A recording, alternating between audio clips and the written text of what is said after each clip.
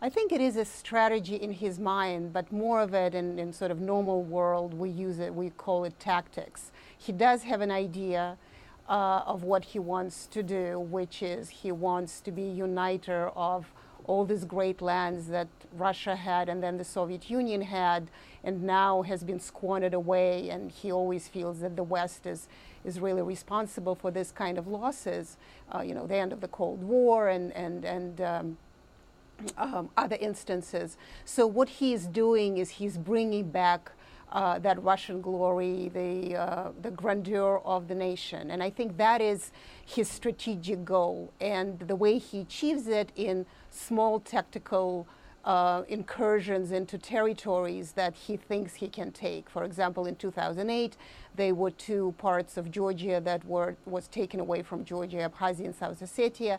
Now it is Crimea. He may be already considering parts of Moldova that feel themselves pro-Russian. So that's the sort of tactics and strategy together. So here's the question for you, with your particular sort of insight and family background in Russia. Do you think the Russian people buy it? I know the polls look good for Putin at the moment, but when we see the economy vulnerable, when we see credit ratings agencies putting new pressures on the Russian economy, and it could lead to recession, let's face it, do you think in the long run the Russian people buy this strategic view of Putin's? For now, they are buying. It's a very emotional support for Putin. I think in the long run, and that's where we go back to strategy, strategically, this is really not the way to go, because economy is plunging. Russia has been already in a recession even before the Ukraine crisis began.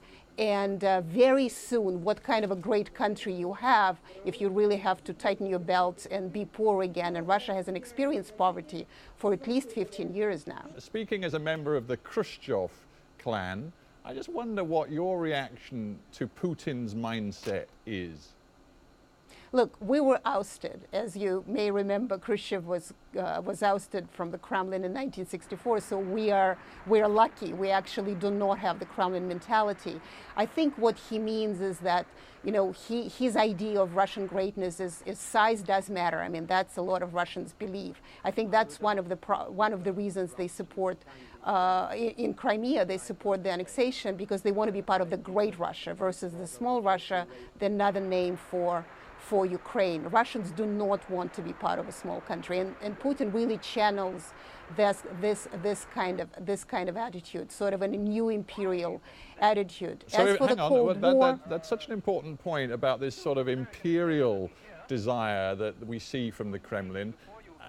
How far can it go? I mean, how worried should people in other parts of Eastern Europe, particularly those with a Russian or Russian-speaking minority, how worried should they be today?